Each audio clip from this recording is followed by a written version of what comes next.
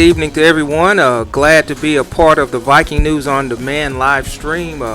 This evening, we are going to get into our fall sports, and very excited to get started this year.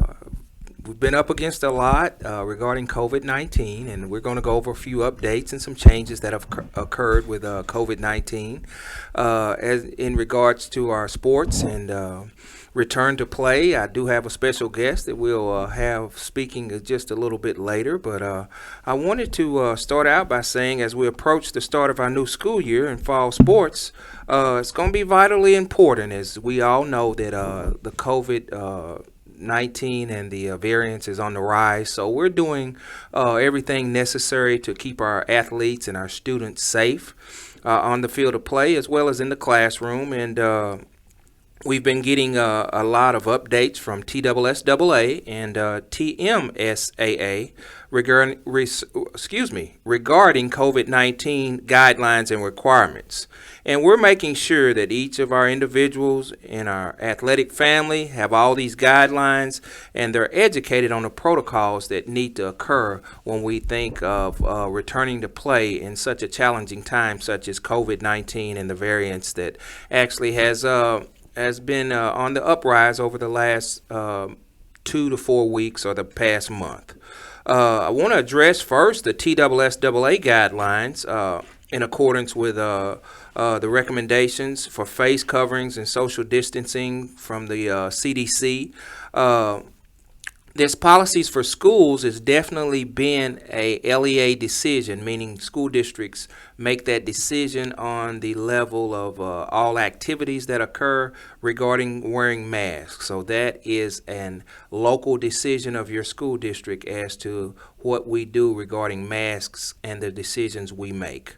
The second thing that has changed with TSSAA is in the absence of policy at the school level and the school district level, students who have been in close contact with a person that's suspected or confirmed of COVID-19, they'll follow the recommendations of quarantine. Last year, we used to just shut them down, the entire team down, when they tested positive or was in close contact with somebody that did test positive.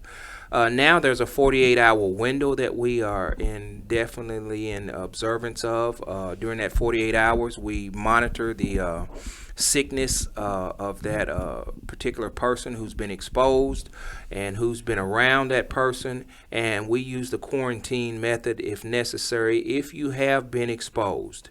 If you have not been exposed and you've been around someone, again, there's a 48-hour window that we watch, and if symptoms do occur after that, then that's when we go into action with once we're notified of the sickness that's occurred, we dismiss you, and you are to be in quarantine for that 10-day period. And if you are, again, contracting symptoms having been in contact with someone, I know it's a little bit confusing, but if you have any questions concerning the contact, the quarantine, or anything we are doing regarding the COVID-19 athletically, please give me a call at our board office at our number is 784-2652, and we'll be glad to go over that information with you. And the last thing that we want to recommend that all students who have tested positive for COVID-19, they must receive a clearance from a medical provider. So it's a little bit different from last year. As I said, when you contracted COVID, you had to stay out that 14-day period, and then you were able to come back and showing that you've been tested and showing that you have had that medical attention. Now we have a clearance form from a medical provider prior to resuming to those activities with his or her team. We're requiring that to happen. If a student does test positive for COVID-19 and subsequently receives his or her pre-participation physical and is cleared to play, no additional clearance is required. So all the coaches and students who are confirmed or suspected of COVID-19, we're going to continue to follow that recommendation for the release of that isolation piece with the CDC requirements. So all that is pretty doggone confusing, but we know those guidelines. We have those guidelines, and we'll be more than glad to share those guidelines with you once that occurs. And we are exercising every necessary safety precaution dealing with COVID-19. And we know one thing that for sure, we're going to keep your students safe, and we're going to follow those guidelines. And does that mean we stop living? Absolutely not.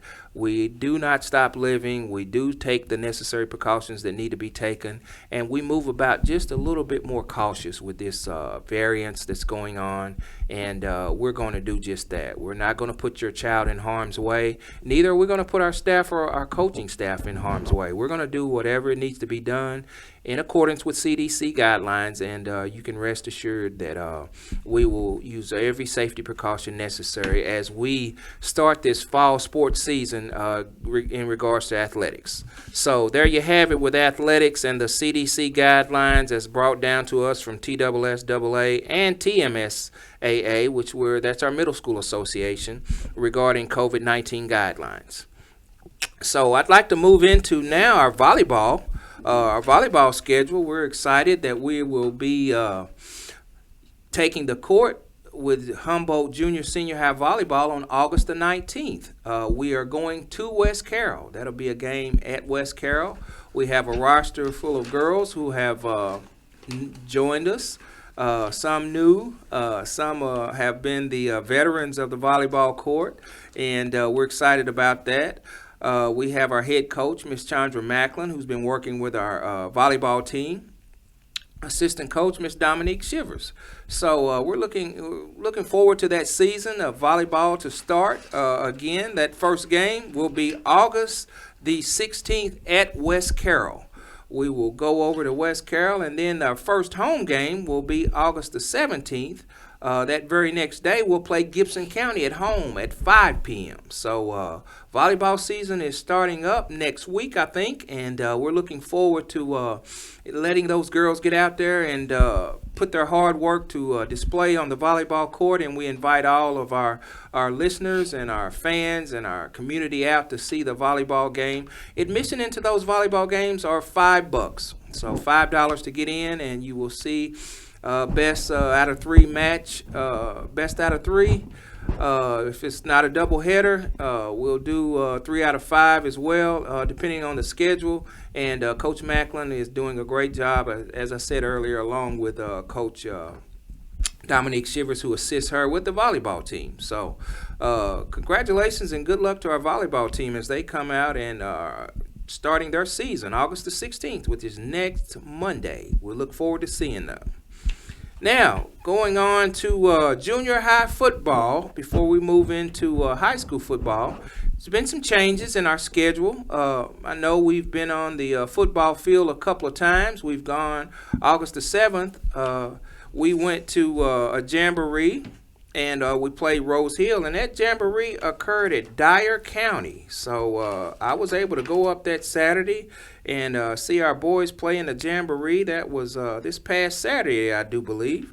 Jamboree that was at Dyer, and looked good. We looked good. It was a little bit different format because we had one team to drop out of that jamboree. I think it was an 8-team jamboree.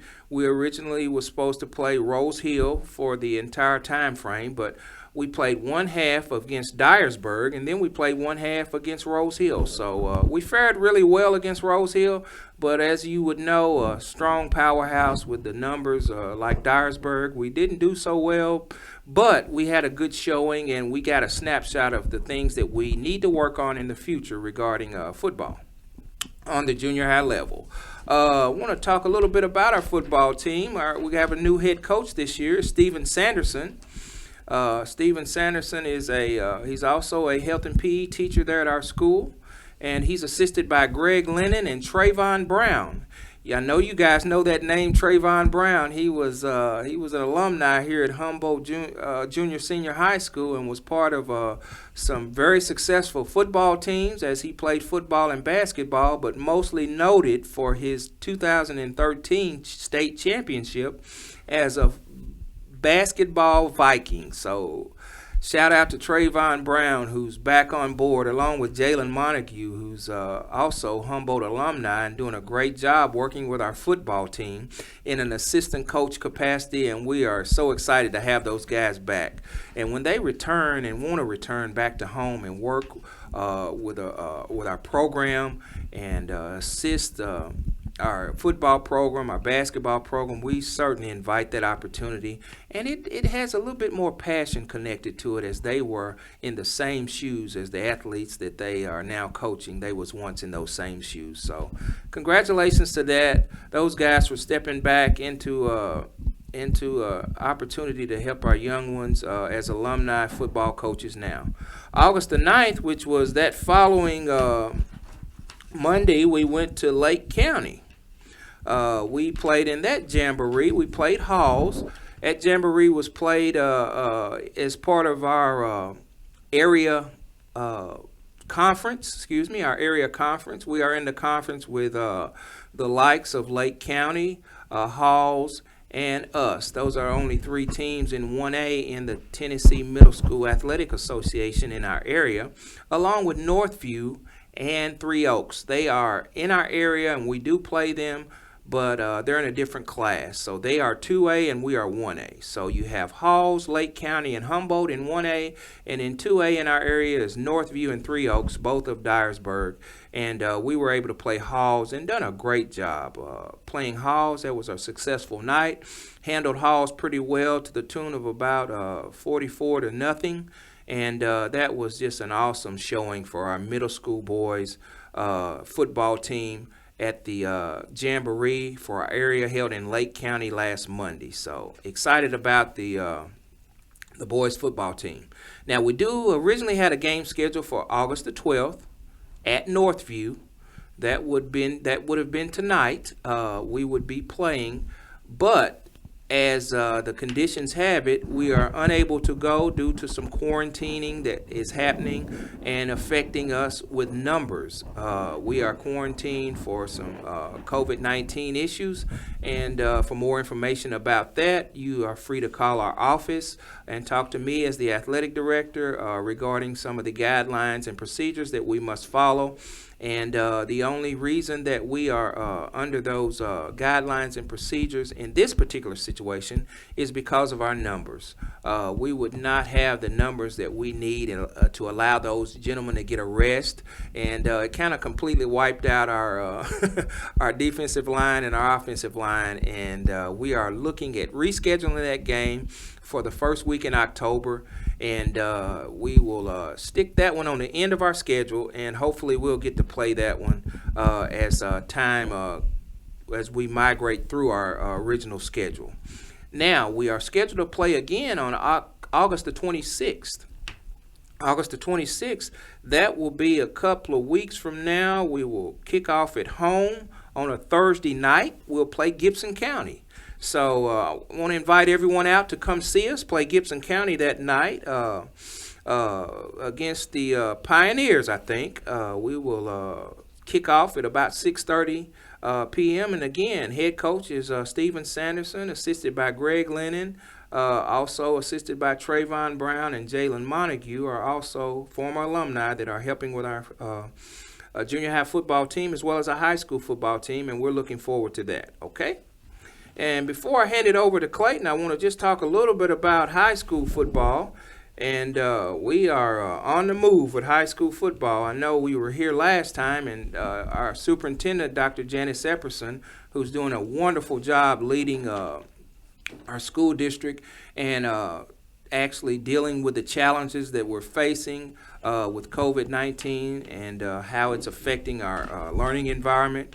So we are moving forward with everything possible that would dictate a safe environment for our students, our coaches, our staff, and everybody involved in the Humboldt family. So, with that being said, moving to a football schedule for high school, we have added a game. That's right, folks. We've added August the 20th, and I'll tell you why we've added that game. There's a 10-game schedule that's required, or that affords us the opportunity to play 10 games on a regular schedule. due to the transition of coaching, due to the scheduling dilemma that we faced, and handing the torch from one coach to another. As you can imagine, scheduling sometimes it has its disadvantages and has its downfalls. So, with that being said, it was tough for us to schedule some games there at the last minute with the hiring of our new coach, Coach Teddy Pettigrew, and his staff. And we want to let all fans know that we are now added a game. We're a 9-game schedule. TSSAA is working with us and recommends that we do have a 10-game schedule. And as you would know, that is very, very needed, because you don't want that less games played as we move into the playoffs, and that could be seen as an advantage for those teams playing less games. So we're trying to fill our schedule as it goes on. So the main thing that I want listeners, community members, and fans to know, our schedule is subject to change with COVID-19 and some of the quarantine guidelines and safety guidelines for CDC and our athletics, which we're going to hand the mic to Clayton here in a minute. He's going to talk about some things from an athletic trainer point of view that he was responsible for. We are going to do everything necessary to get these games in and see what happens. But August the 20th, we'll be going on the road. Again, I repeat, August the 20th, that game is not scheduled. You won't see that game. It will be on the portal and posted on our portal in about the next hour or so when I return to my office. But we will be traveling to Franklin, Tennessee, and playing Grace Christian Academy. That game was scheduled by Coach Teddy Pettigrew after we put our names out on the portal. And about 29 teams in the state do not have a full schedule, meaning they don't have the full 10-game schedule that's required or that is encouraged by TSSAA.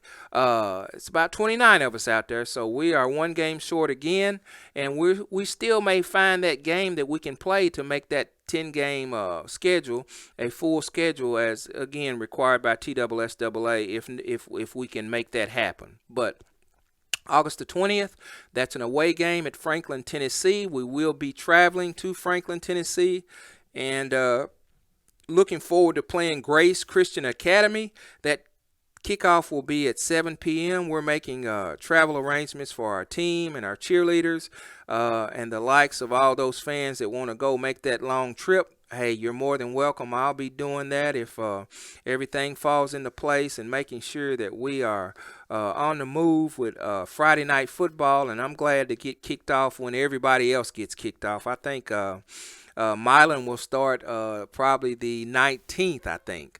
The big Milan-Trenton game will be the 19th.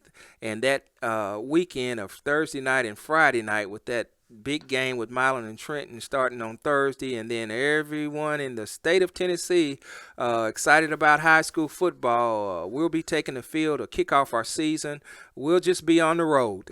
So I'm excited about that, making arrangements for that to happen. So again, August the 20th, Humboldt Vikings on the move, going to Franklin, Tennessee to play Grace Christian Academy. Just a newly added game for our schedule, and schedule is subject to change. Looking for one more game. If that happens, we'll be sure to let you know. But excited about our football team. We played in some jamborees, got a full roster of about 34 kids and 3 more to join. So we're looking at about a 35-man roster for our high school football team. And I have it right here, and it looks great. I think we have a mix of youngsters, about 5 seniors on the squad, which is always good to have seniors. Just want to mention them because I think they put in the work. So Ty Hodge, he's a senior this year. Terrence Taylor Jr. is a senior. Deion Manley is a senior. Cortez Dickey is a senior. Keyshawn Rose, David Willis, Devin Schutz, and Nakari Williams. So I think that's 6. So we have kind of a senior-oriented class of 6 that have played here over the past 4 years. and have done a great job and has definitely seen our challenges. But I think this year it's exciting as a senior to come and just get into the flow of football and doing everything that's necessary to cap off their season as seniors. So congrats to that senior class, and we're glad that you continue to stick with the Vikings on the football field. As I said, even though we've met our challenges on the football field, we're still on the move, and we're going to make the best of our opportunity. So, with all that being said, fall sports is kicking in with volleyball. Fall sports is kicking in definitely with junior high football and high school football. We want to mention our cheerleaders. They're working hard as well on the junior high and high school level. Miss Tiffany Pettigrew is our high school cheerleading sponsor. Miss Charlencia Taylor is our middle school cheerleading sponsor. And they're doing a wonderful job with our cheer squad. So we are as I said, starting the fall sporting year and athletic season with a bang, and we want everybody to come out August the 16th, which is next Monday, to support our junior high. To support our volleyball team on the high school level, and then we are going on the road with our first game against going to Franklin, Tennessee with our first game against Grace Christian Academy, and then we'll be home against Brewston Central on August the 22nd. So the 26th and the 27th will be reserved for football, folks. Junior high playing on the 26th. First home game against Gibson County, and the 27th against Brewston Central. Our high school will be kicking off. Junior high games kick off at 6:30, and high school games kick off at 7 o'clock p.m.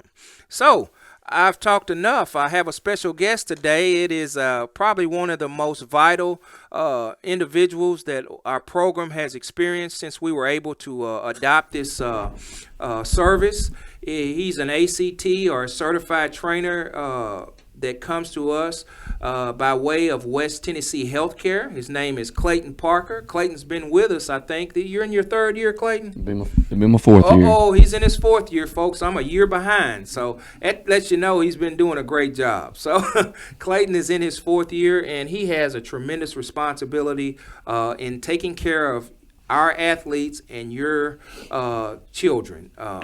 It's just a job that it goes without saying that if you have an athletic trainer that's exclusive to your athletic program, I mean from the junior high level to the high school level, everything in between. I know Clayton has also seen some of our students that are not athletes. So it's just a great service to have, and shout out to West Tennessee Healthcare. I think Leanne Gaines, she kind of heads that ship up with West Tennessee Healthcare trainers in our area. We just are thankful for that opportunity and thankful for that service. So at this time, without further ado, I want you to hear from our trainer exclusive to Humboldt Junior Senior High School. Mr. Clayton Parker will be talking a little bit about his duties, responsibilities, and some guidelines that he's following as a result of heat index and the severe heat that we're experiencing, as well as COVID-19. So Clayton, it's on you, buddy. Talk to us. Thank you, Coach Yarbro. I just also want to thank Seth Wilkerson with Viking News On Demand for having me here this morning.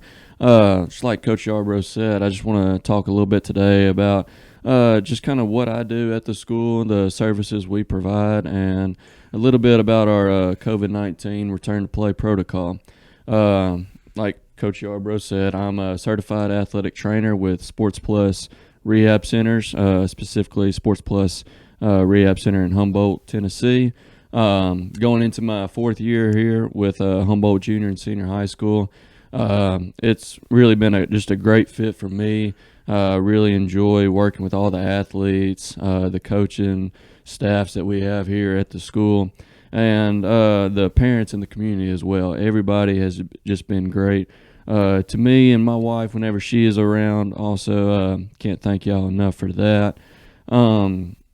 So every day I'm at the school, whether we only have practices and games, I'm there. Right now with school starting, I try to get to the school about 2:45 to kind of get set up for the day, and then I'm there until the last practice is over or the last game of the day is done. So with our COVID-19 return to play protocol, each day we kind of want to take them through a cardiac screen, just checking for signs and symptoms that we want to be on the lookout for, such as dizziness, lightheadedness, shortness of breath, difficulty breathing, chest pain, nausea or vomiting, a racing or fluttering heartbeat. So each day we'll kind of run them through that before we get started with the physical activity, just to make sure they're not having any of that, which has been seen in COVID patients before. And so each day we'll kind of go through the different activities, and if any point any of those symptoms arise, we stop the protocol immediately, and then we have to contact the physician, whoever that they had seen before, to get their clearance. Also, each day I will be monitoring and documenting their oxygen levels before, during, and after the activity. So day 1 and day 2, we're just kind of implementing low-level physical activity.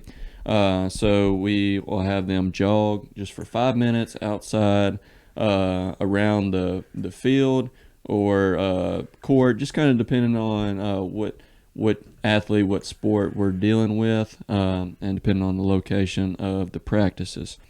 Day 1 and day 2 goes well, no problems with anything. We move on to day 3. Day 3 is a moderate level physical activity with more body and head movement. So the first thing we'll have them do is jog 8 minutes outside around the field or the court. Then we do 10 20-yard runs at 60 to 75% of their max sprint effort.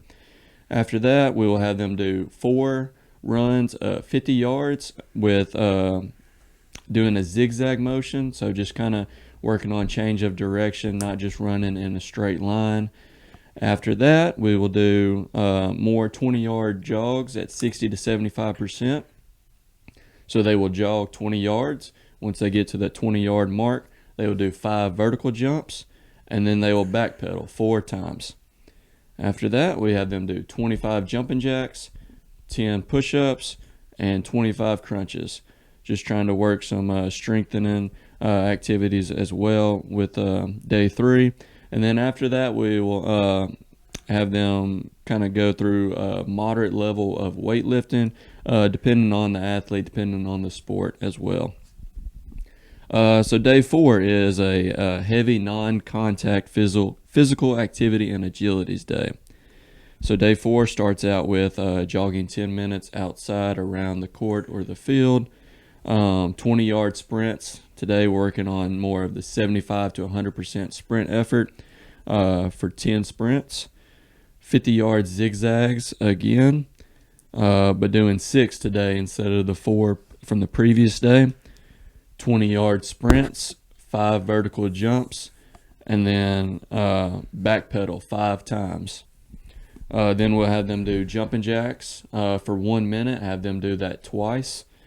And then after that, if they're able to complete all of those activities, then they can work into a non-contact specific drills in practice. So if we have a football player, they will only be in helmet only, kind of going through drills such as agilities, plyometrics.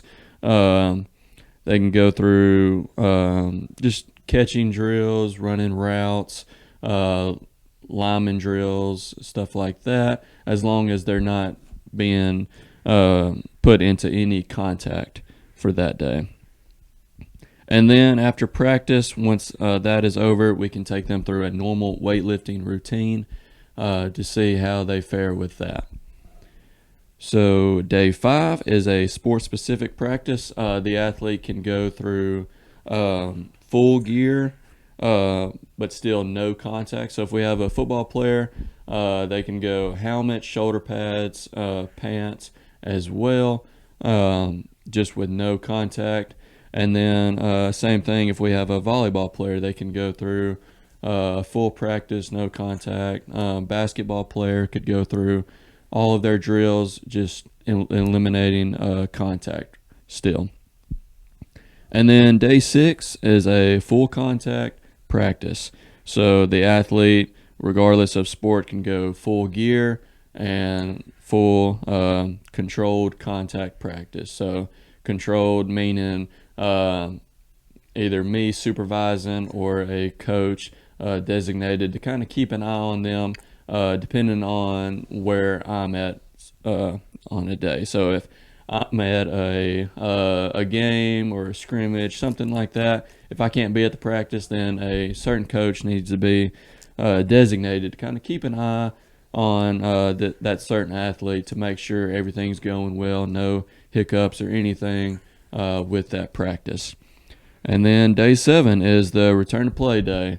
So if day 7 falls on a game day, that athlete may return to play with close monitoring for symptoms. So I will always be at the game, so I will always be the one kind of keeping an eye on that athlete. And then I'll also kind of talk to the coaches as well to make sure that they are keeping an eye on that athlete for me as well, just kind of have a extra pair of eyes on them.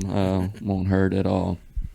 So that is how at Sports Plus we'll take our COVID-19 return to play protocol in compliance with TSSAA guidelines. If you have any questions for me, you can reach me through the school, contacting through Coach Yarbro, or you can reach me through contacting Sports Plus Humboldt. Sports Plus Humboldt, their number is 731-824-5551.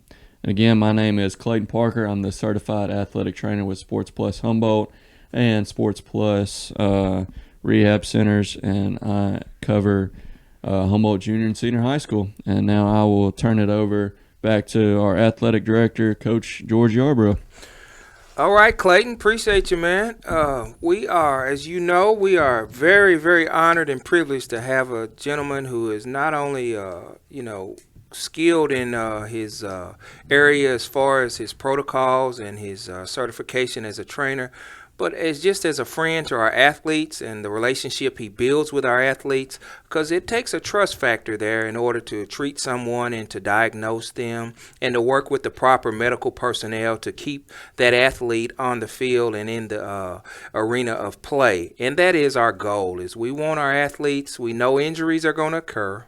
We know injuries have to be assessed, and the main thing is getting the student athlete back on the playing field in as quick a manner as possible. And I think I am more than happy with our trainer and West Tennessee Healthcare, Sports Plus Rehab, and all the family at West Tennessee Healthcare who provide this service for us.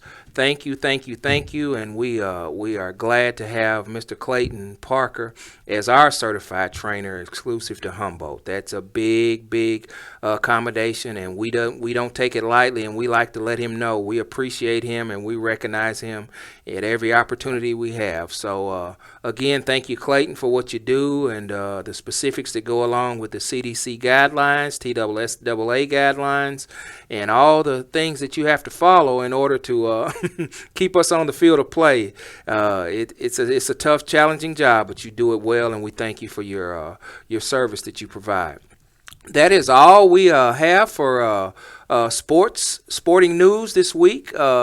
Like to thank Seth Wilkerson, Viking News on Demand, for allowing us this opportunity and this time to come and just share some things regarding our sports program there at Humboldt Junior Senior High School. If you have questions about anything, you feel free to reach me at our board office. That number is 784-2652.